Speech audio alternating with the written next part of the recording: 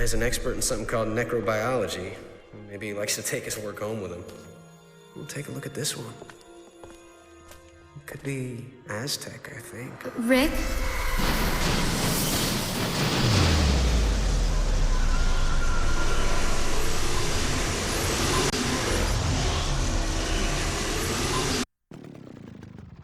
Phase 5. The corpse that wouldn't die.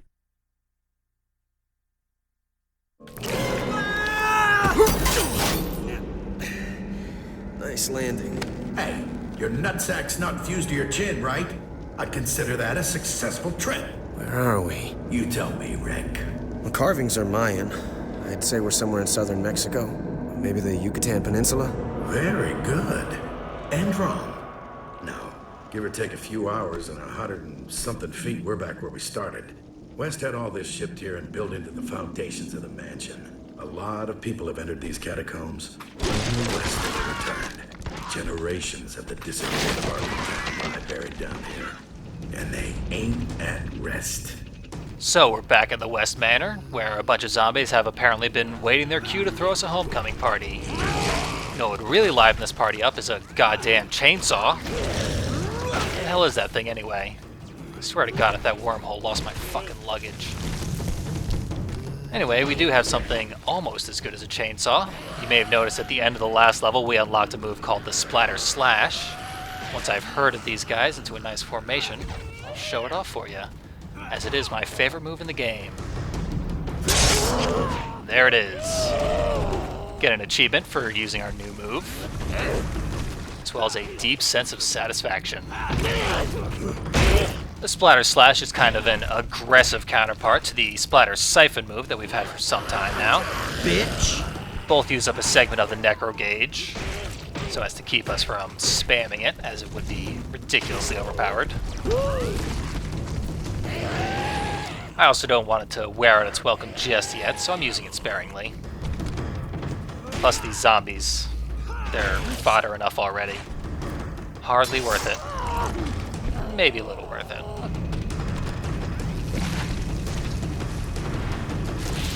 That charged up our eyeball.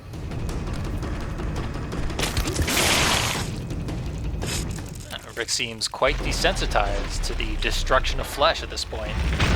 That's going to come in handy, because we're going to be popping a lot of eyeballs in this level.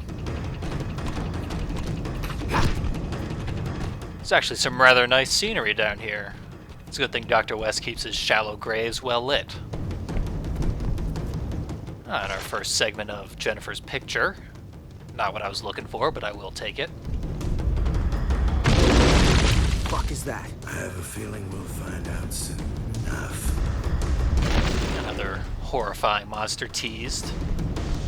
Pick that up! You're gonna need it later. That's what I was looking for.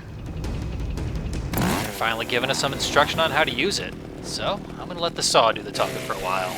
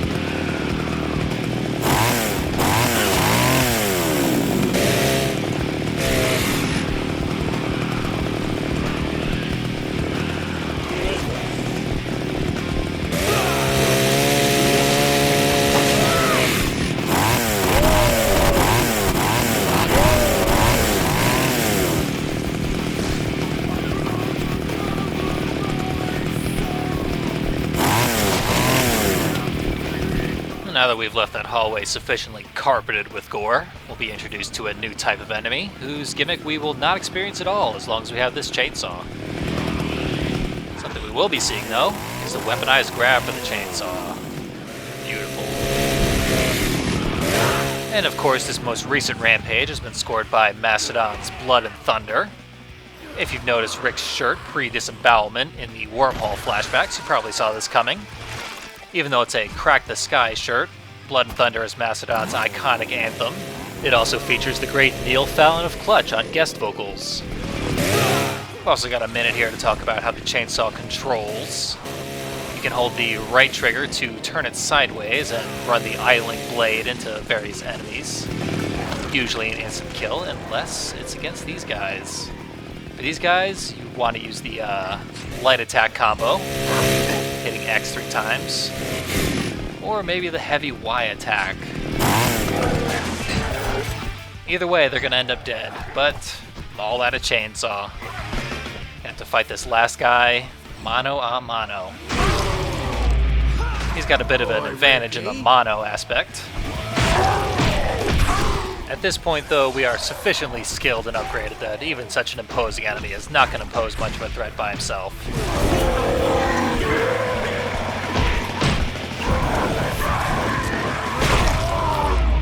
Gotcha, bitch! Alright, let's get in the claws. He's not getting off that easy. I think he's got some fight left in him.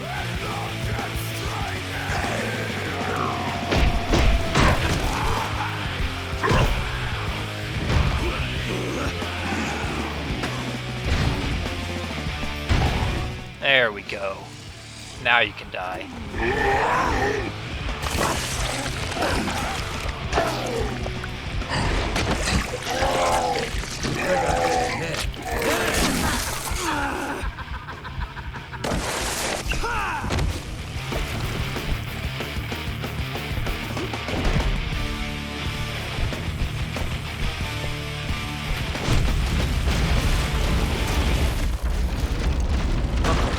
Not good. That thing sounds kind of pissed, huh? I can't wait to meet it. All that, and we've still got something to look forward to. Rick is positively bathed in blood. It's a good look for him, I think.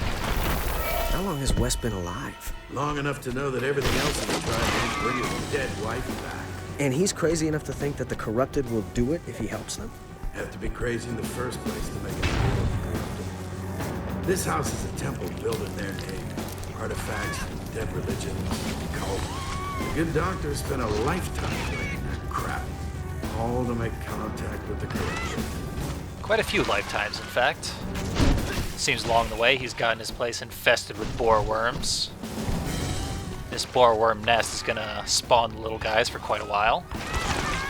It's rather satisfying that they're just pathetic little vessels of blood in this game after they're such a pain in the ass in the classic series. Never gets old hearing their little screams of agony.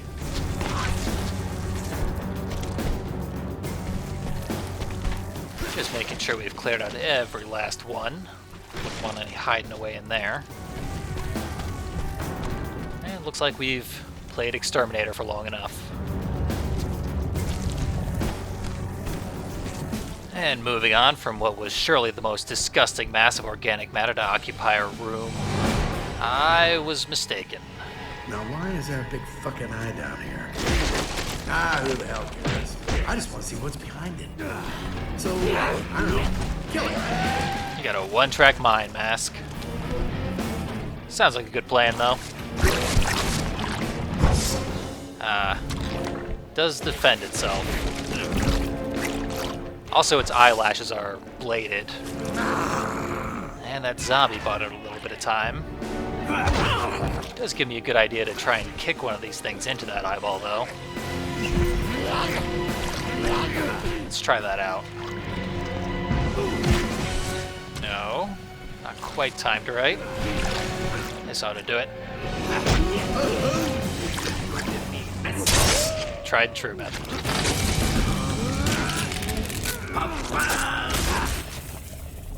There we go. Oh, we didn't get to see it hit the wall. We do get to see this disgusting pulsating orifice, though. God damn, is this place gross.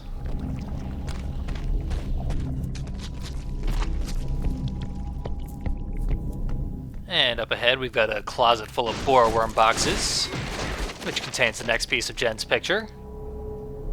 Looks like she's wearing something. Not quite clothes, but I'll take what I can get.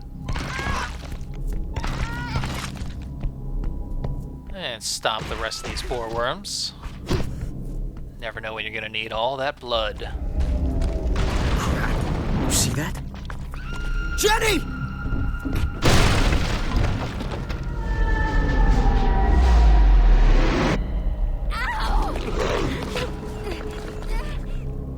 And if you look to the left of the screen, there's a glowing donut that indicates an upcoming platforming section. Shit, we're breaking away. The worst platforming section in the game, I'm afraid. Jump for it! After we land here, we're gonna roll ahead. We have to double back to get the momentum to make the jump, and half the time, doesn't work anyway. So that's a guaranteed trap to kill any first-time players through this game.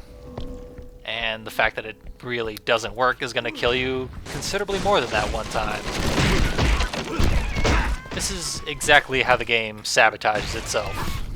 They'd finally built up some goodwill and a solid sense of flow after the Biggie Man fight last level and the chainsaw sequence in this level. The aesthetics were coming together pretty strongly. They even got some character development on Rick, and then this had to happen. Not only is there 20 seconds of loading every time you die, but you have to watch this cutscene. So that's a full half minute for each death. You're guaranteed at least one. Breaking away. You're likely going to be subjected to several more. Jump for it! What's up? So we double back, get the running start, jump at the last second, then there's another trap right there. Time to crumble! Absolute bastards. Worst of all, Rick is no longer covered in blood like he had been before that cheap death. Look at him, he's pristine. We do have some potential blood donors before us, but we are going to have to take out an Aegis before it makes them invincible. Maybe slightly after it makes them invincible. No practical difference. The Splatter Slash shows off a incredibly awkward looking decapitation. And now we are surrounded by palette swapped versions of the spiky guys we have come to know quite well. Of course, palette swapped enemies do a hell of a lot more damage than their regular versions. They probably have more health as well, but we're dealing enough damage that that's negligible. We are going to have to kill them all to power up that eyeball, so we can move on.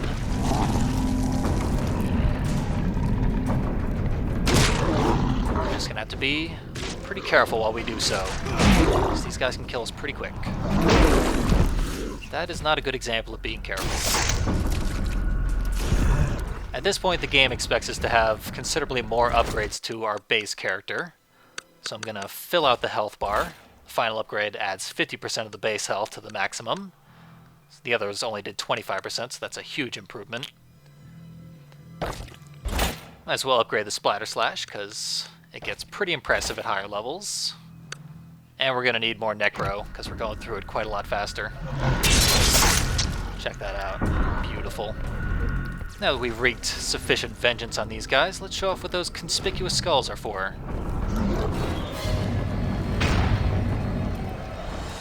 Just had to ground pound that obvious button in the middle there. Now we can feed them. Clearly that's what we are supposed to do in this room. Completely negates all challenge that this room would otherwise pose. It's also pretty fun.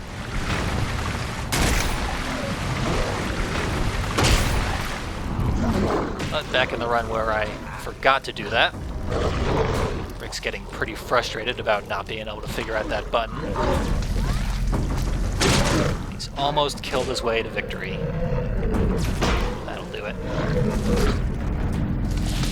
How many guys can you beat off at the same time? 2x4. Boy. Handy. We just gotta do one more eyeball punch out. That's when the skulls decide to automatically open up, because that cutscene shows them closing. And here's where I remembered I'm supposed to press the button. Too late now.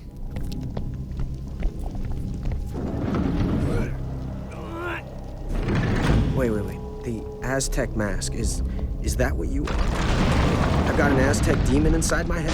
Aztecs. But they're Mayans. I'm so embarrassed. Fuck them, they all taste the same. A shocking revelation met with complete ambivalence. There's another piece of Jen's picture here, which reveals that she is actually clothed. Hooray.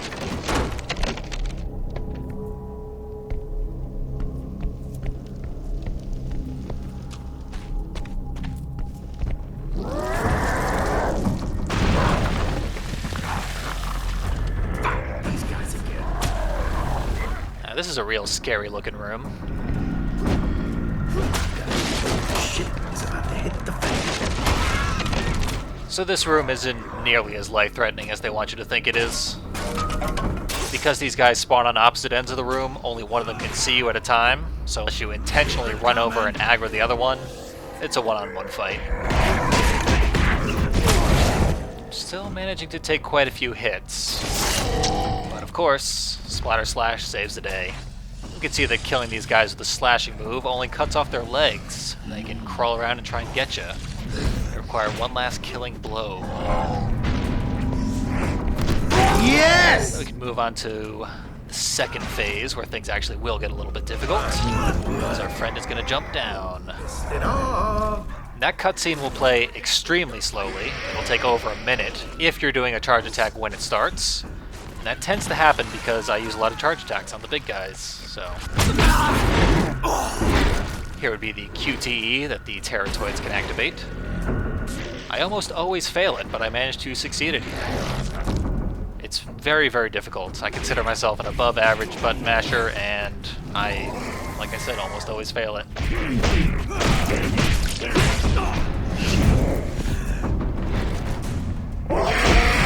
So at this point, it's pretty bog standard once again. As long as the Terratoid runs away from the other guy, they won't team up on you. And of course, it's made all the easier by going to Berserk mode. You can see that the Terratoids can also get their legs cut off by slashing moves. Nice one! But we killed them before it became an issue. That's sort of the nuclear option for that room. It actually can be pretty difficult if you don't use Berserker there.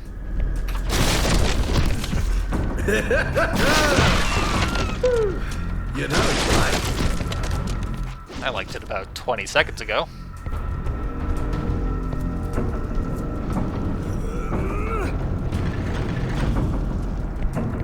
Now we're cooking. Alright, we're sufficiently armed.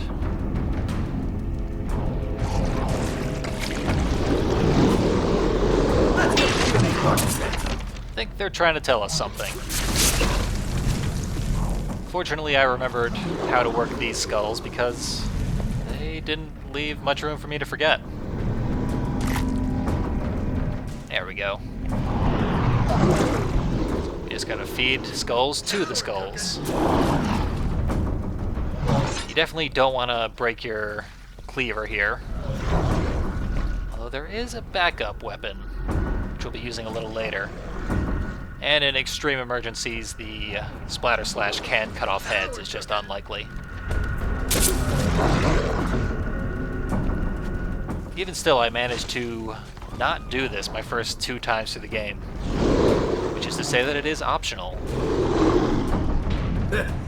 Well, those Aztecs really knew how to use their heads, huh? No. Amaski is really trying out a stand-up routine this level. And Jen is actually wearing a Halloween costume, which is as close as we've come to appropriate garb yet.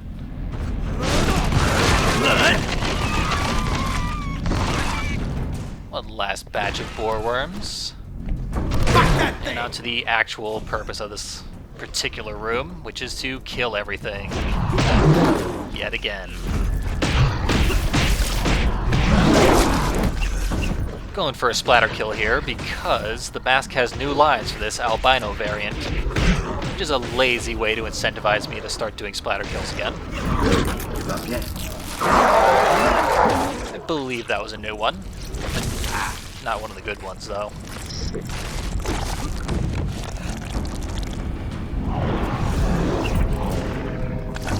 we got a machete. With that, it's as though Rick is doing some Halloween costuming of his own. Although the mask has been redesigned so as to appear as little like its original inspiration as possible. Let's make a He didn't have anything to say first there. Rip off.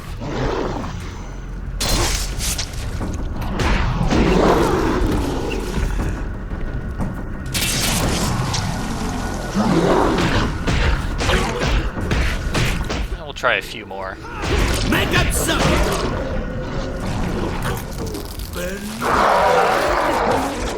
Pretty sure that was an old one. I'm not sure if we've heard that one before or not.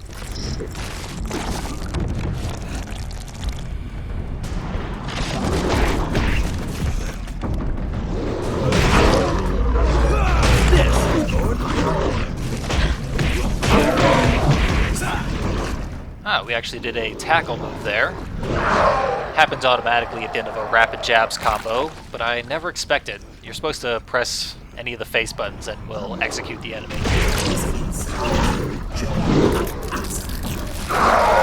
And once again, he didn't say anything. We did put his insides on the outside as requested, though. So that should be enough splatter killing for now. We'll try for more lines later. Since we're no longer savoring our kills, let's just start swinging machetes in this crowded room. I'm not going to pass up an opportunity to whip a severed head at a guy. There we go, there's our trusty blade. Come on, chop, chop, chop! That'll finish off the last two enemies. We'll just stand on that obvious manhole there. See where that takes us.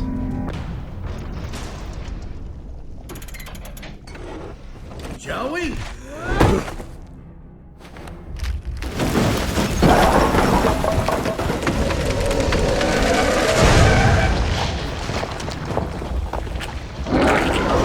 Oh, we're finally skull to skull with the beast that's been harassing us throughout the level. Noisy friend. We're just gonna have to start things off with some jump rope. And just getting wrecked with damage. Turn the tides a little with our machete. We can see the health restoring effect of the Splatter Slash. Not nearly as impressive as the Splatter Siphon, but just makes the Splatter Slash all the better. This QT is very easy to pass, but failure to do so is instantly fatal, so don't do that. But if you succeed, you get a very long opportunity to retaliate, and if you use the Slash, you will bring him to low enough health to retreat.